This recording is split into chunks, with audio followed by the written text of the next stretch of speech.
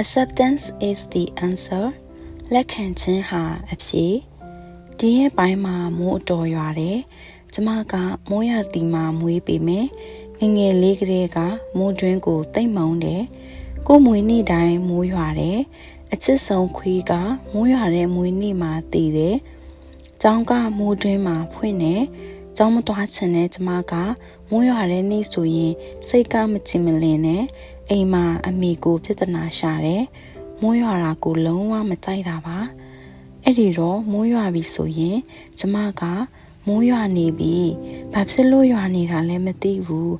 ဘယ်မှာမုန်တိုင်းရှိတာလဲမိုးမကုန်သေးဘူးလားယောက်ျားရေမိုးလင်ဝါတာကဘာပြောသေးလဲအတော်လွန်နေပြီမခံစားနိုင်တော့ဘူးခေါင်းတွေကြိုက်တာတည်တော့မယ်စိတ်ပြက်စရာကြီးစသည်ဖြင့်ပွားတက်ပါတယ်ကျမယောက်ျားကတော့မိုးရွာနေပြီလို့ကျမပြောလာရင်ဟုတ်တယ်မိုးရွာနေပြီမိုးတွင်းလေးဆိုတာလောက်နဲ့ပဲပြီးသွားတတ်တယ်သူကကျမကိုပြောလေးရှိတယ်ကျမကကိုယ်စိတ်နဲ့အဆင်မပြေဘူးဆိုရင်အဲ့ဒါဟာကိုယ်ပြဿနာလို့ personalize လုပ်ပြလိုက်တာပဲတဲ့မိုးရွာတာဘယ်လိုလုပ်တက်နိုင်မှာလဲအတင်းသွားဆွဲတိတ်ပြီးလို့ရသလားလို့ပြန်မေးတတ်ပါတယ်ဟုတ်တော့လဲဟုတ်ပါတယ်ကျမအတွက်ကတခုခုကိုမကြိုက်တော့ဘူးဆိုတာနဲ့အဲ့ဒါဟာကိုယ်ပိုင်ပြဿနာတစ်ခုဖြစ်သွားတတ်တယ်ပြဿနာတစ်ခုအဖြစ်ဆွဲခေါ်ဖန်တီးလိုက်တယ်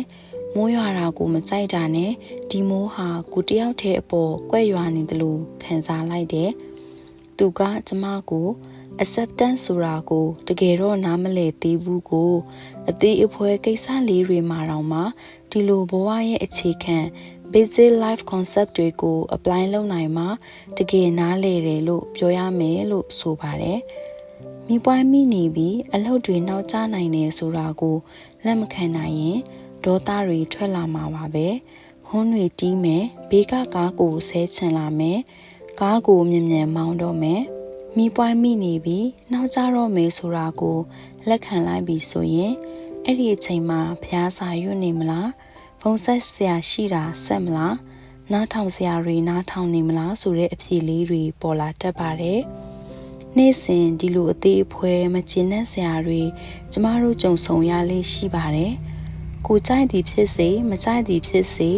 အခြေအနေတစ်ခုကိုအရှိအတိုင်းလက်ခံပြီးဒီအခြေအနေပေါ်မှာအလိုက်သင့်နေထိုင်ပြုမှုဆောင်ရွက်နိုင်တာအဖြစ်တစ်ခုကိုရှာနိုင်တာကိုထိန်းချုပ်ပြုပြင်လို့မရတဲ့အရာတွေအတွက်ကိုယ်တိုင်စိတ်နစ်ပြီးမခံစားတာဟာလက်ခံတတ်ခြင်း acceptance ကြောင့်ဖြစ်ပါတယ်ကျမအမျိုးသားကအခုနောက်ပိုင်းတော့စိတ်ပိုင်းဆိုင်ရာအရာပိုပြီးတည်တည်ငြိမ်ငြိမ်နေတတ်လာပါတယ်အခုဆိုရင်သူ့ကိုယ်ထဲမှာယောဂတစ်ခုရှိနေပါတယ်ဒါကိုကြိုက်သလားဆိုရင်သူမကြိုက်ဘူးတဲ့မဖြစ်ချင်ဘူးလို့ပြောရမှာပဲဒါပေမဲ့ဖြစ်လာတာကိုသူလက်ခံလိုက်တယ်အဲ့ဒီအတွက်ညင်းဆိုနေတာတွေ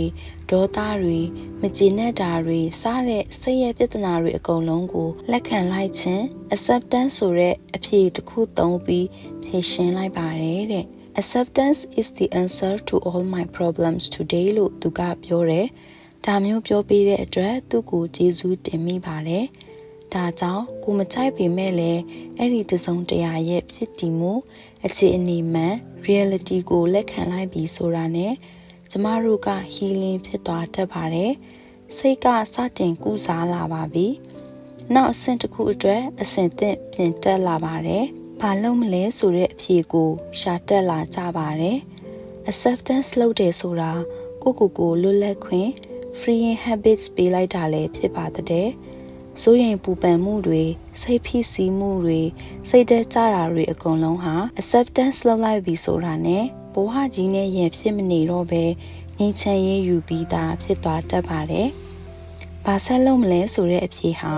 acceptance ရမှပဲပေါ်လာတတ်ပါတယ်။လက်မခံနိုင်တဲ့၍ကျမတို့ကပြဿနာနဲ့နေကြတာဖြစ်ပါတယ်။လက်ခံလိုက်တာနဲ့အဖြေကိုတွေ့သွားတယ်။ Acceptance is the answer to all our problems today. ဒီနေ့ဖြစ်နေတဲ့ပြဿနာအားလုံးရဲ့အဖြေဟာလက်ခံလိုက်ခြင်းမှာရှိနေပါတယ်။